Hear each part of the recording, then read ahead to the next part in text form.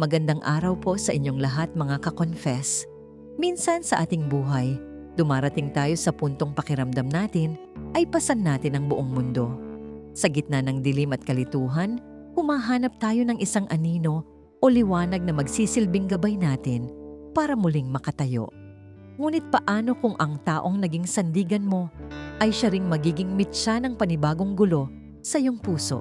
Isang kwento ng pananampalataya, pagkalito, at isang pag-ibig na pilit nating itinatago dahil alam nating may mga hangganan na hindi dapat lampasan. Tunghayan natin ang pakikipagsapalaran ng ating tagapakinig sa hamon ng tadhana at damdamin.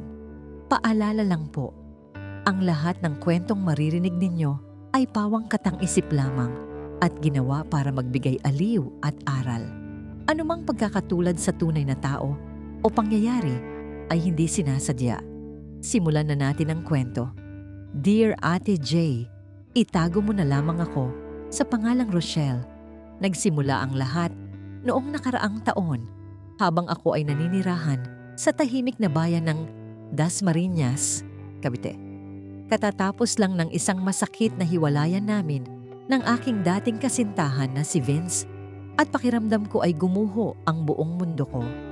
Wala akong makausap dahil pati ang aking matalik na kaibigang si Sela ay abala sa kanyang sariling buhay sa ibang probinsya. Sa sobrang bigat ng aking nararamdaman, naisipan kong pumasok sa isang maliit na kapilya upang humanap ng kapayapaan. Doon ko unang nakilala si Pastor Wyatt, ang lalaking magpapabago sa takbo ng aking isipan at puso. Lumapit sa akin si Pastor Wyatt habang ako ay tahimik na humihikbi sa huling hanay ng mga upuan sa simbahan. Hindi siya nagtanong ng kung ano-ano. Sa halip ay binigyan niya lang ako ng tissue at naupo sa aking tabi hanggang sa tumahan ako. Napansin ko ang kanyang maamong mukha at ang boses na tila may dalang himala dahil sa sobrang kalmado nito habang nagsasalita. Kasama niya noon ang kanyang assistant na si Xander na abala sa pag-aayos ng mga kagamitan sa unahan ng altar. Pakiramdam ko ay dininig ng langit ang panalangin ko na magkaroon ng kahit isang makikinig. Dahil sa kabutihang ipinakita niya, naging madalas ang pagpunta ko sa kanilang mga pagtitipon tuwing linggo ng umaga sa Cavite. Tuwing matatapos ang serbisyo, laging naglalaan ng oras si Pastor Wyatt para kumustahin ang aking lagay at kung paano ako nakaka-move on. Minsan ay inaabutan pa ako ng merienda ng kanyang masayahing sekretarya na si Tanya na laging nakangiti sa bawat bisita ng simbahan. Pakiramdam ko ay nakahanap ako ng bagong pamilya sa piling nila at unti-unting nabubura ang sakit na iniwan ni Vince sa puso ko noon. Naging inspirasyon ko ang bawat salitang binibitawan niya tuwing siya ay nangangaral sa amin. Isang gabi, habang malakas ang ulan, nakatanggap ako ng mensahe mula kay Pastor Wyatt na nagtatanong kung maayos lang ba ang lagay ko. Nagulat ako dahil iyon ang unang pagkakataon na nag-message siya sa akin sa labas ng mga aktibidad sa aming simbahan. Sabi niya, bigla raw akong pumasok sa isip niya at naramdaman niyang kailangan ko ng kausap tungkol sa aking pinagdadaanan. Doon na nagsimulang maging personal ang aming mga palitan ng mensahe hanggang sa madaling araw na kami. Kung matapos mag-usap, hindi ko namamalayan na unti-unti na pala akong nasasanay na palagi siyang nandyan para sa akin. Sinubukan kong i-share ang nararamdaman ko kay Ursula, ang aking pinsan na taga Batangas, pero hindi ko masabi ang buong katotohanan tungkol sa amin. Sabi ko lang ay may isang mabuting tao na tumutulong sa akin na mahanap ang sarili ko pagkatapos ng lahat ng nangyari. Alam ko sa loob ko na may kakaiba na akong nararamdaman, pero pilit ko itong itinatanggi dahil alam kong mali ito. Si Pastor Wyatt ay isang lingkod ng Diyos at ako ay isang taong humihingi lamang ng gabay sa Kanya. Paanong ang isang banal na ugnayan ay nauuwi sa isang lihim na paghanga? Minsan ay nagpunta kami sa Tagaytay kasama ang ilang miyembro ng simbahan. Kabilang na ang masipag na si Johan na siyang nagmamaneho ng sasakyan. Habang nakatingin kami sa Bulkang Taal, tumabi sa akin si Pastor Wyatt at bumulong na masaya siyang nakikita akong ngumingiti na muli. Sa sandaling iyon, nagtama ang aming mga paningin at tila may kuryenteng dumaloy sa buong katawan ko na hindi ko maipaliwanag. Hindi ko magawang umiwas dahil ang kanyang mga mata ay puno ng pag-aalaga at isang bagay na hindi ko mawari kung ano. Pakiramdam ko ay lalo akong nahuhulog sa isang malalim na balon na walang hangganan. Pagbalik namin sa Dasmariñas, naging mas madalas na ang aming paglabas na kaming dalawa lamang ang magkasama sa mga kapehan. Sinasabi niya sa akin ang kanyang mga pangarap, ang kanyang mga takot, at ang buhay niya bago siya naging isang ganap na pastor. Maging ang kanyang kaibigang si Zeke ay napapansin na ang madalas naming pagsasama pero hinahayaan lang niya kami dahil tiwala siya sa kanyang kaibigan. Ngunit sa bawat tawa namin, may kasamang kaba sa aking dibdib dahil alam kong lumalampas na kami sa itinakdang hangganan ng aming sitwasyon. Hindi na ito simpleng payo ng isang guro sa kanyang estudyante. Sa huling bahagi ng buwan, inimbitahan niya ako sa isang espesyal na pagtitipon sa Silang, Cavite, kung saan siya ang pangunahing tagapagsalita.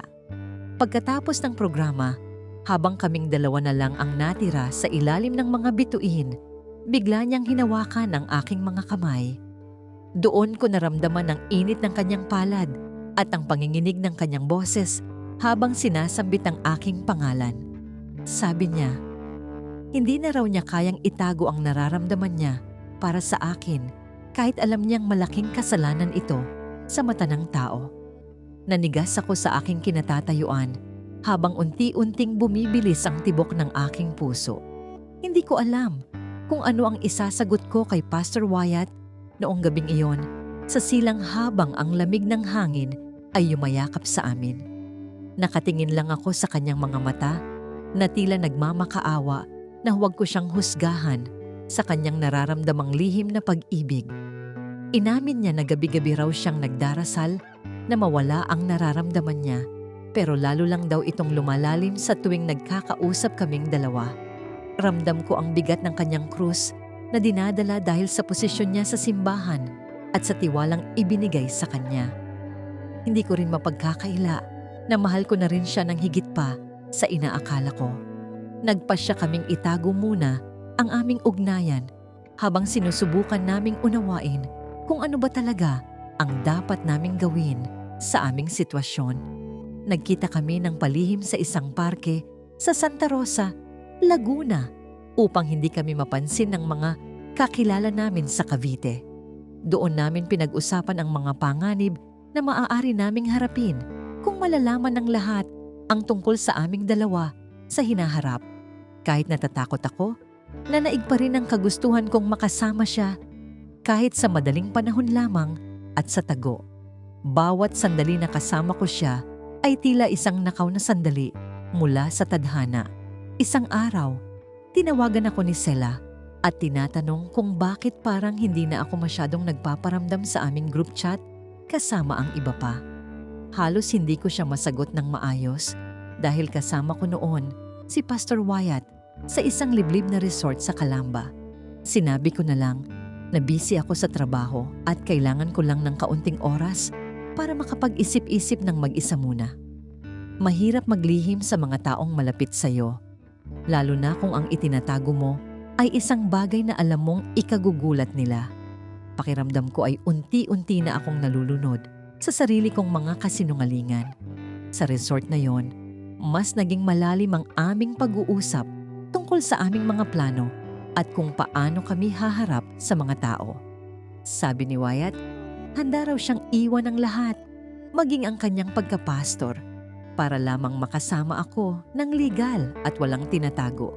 Pero alam kong hindi ganoon kadali iyon dahil ang buong buhay niya ay nakalaan na sa kanyang bokasyon at sa kanyang komunidad. Naisip ko rin ang sasabihin ng mga tao kay Alexander at Tanya na laging nakasubaybay sa aming mga gawain. Ayaw kong ako ang maging dahilan ng pagkasira ng kanyang magandang imahe at reputasyon. Habang naglalakad kami sa dalampasigan ng Nasugbu, Batangas, Tinanong niya ako kung handa ba akong sumugal sa kanya kahit walang kasiguraduhan ang lahat. Tumingin ako sa malawak na dagat at naisip ang lahat ng mga sakripisyong kakailanganin naming gawin para sa pag-ibig na ito. Alam kong sa bawat hakbang namin, lalo kaming lumalayo sa daan na itinuro niya sa akin noong una kaming magkakilala. Ngunit sa tuwing hahawakan niya ang aking kamay, nawawala ang lahat ng aking alinlangan at pangamba sa maaaring mangyari sa amin. Ang pag-ibig na nga naman ay sadyang nakakabulag kahit sa pinakamatalinong tao sa mundo. Nagkaroon ng isang malaking kumperensya sa Quezon City kung saan kailangang dumalo si Wyatt bilang isa sa mga pangunahing leader ng relihiyon. Sumama ako bilang isa sa mga volunteer para lamang makasama ko siya nang hindi pinaghihinalaan ng ibang mga kasamahan namin doon. Sa gitna ng maraming tao, nagpapalitan kami ng mga makahulugang tingin na kaming dalawa lamang ang nakakaalam ng tunay na kahulugan sa bawat sulyap. Si Johan at Zeke ay nandoon din at ramdam ko ang kaba sa bawat pagkakataon na malapit sila sa amin habang kami ay nag-uusap. Bawat segundo ay tila isang laro ng taguan na nakakapagod din pala sa kalaunan. Isang gabi sa hotel, habang nag-uusap kami sa balkonahe, biglang may kumatok sa pinto at iyon pala ay si Vince na nagtatrabaho na pala roon. Laking gulat ko nang makita ko siya at buti na lang ay mabilis na nagtago si Wyatt sa loob ng banyo para hindi makita. Tinanong ako ni Vince kung ano ang ginagawa ko roon at kung bakit parang balisa ako sa aking mga sagot sa kanya. Pagkaalis niya, doon ko napagtanto na maliit lang ang mundo at anumang oras ay maaaring mabunyag ang aming lihim. Natakot ako hindi para sa sarili ko, kundi para sa kinabukasan ni Wyatt. Dahil sa takot na yon, sinabi ko kay Wyatt na kailangan naming maghinay-hinay at baka mas mabuting tapusin na lang namin ang lahat bago pa lumala. Umiyak siya sa harap ko at sinabing huwag ko siyang iiwan dahil ako na lang ang natitirang inspirasyon niya sa gitna ng pagod. Masakit makita ang isang matatag na lalaki na umiiyak dahil sa pag-ibig na hindi niya mapanindigan sa harap ng maraming tao. Sa halip na lumayo, lalo ko siyang niyakap ng mahigpit at nangakong mananatili sa tabi niya anuman ang mangyari sa amin. Doon ko napatunayan na ang pag-ibig ay kayang hamunin pati ang langit at lupa. Lumipas ang ilang buwan at naging mas maingat kami. Pero ang konsensya ko ay hindi na mapakali sa tuwing nakikita ko ang mga tao sa simbahan. Nagpasya akong magbakasyon muna sa Baguio City upang makapag-isip ng malalim tungkol sa aming relasyon at sa aking sariling espiritual na kalagayan. Habang naglalakad ako sa Mines View Park, napagtanto ko na hindi pwedeng habang buhay kaming magtatago sa anino ng bawat isa.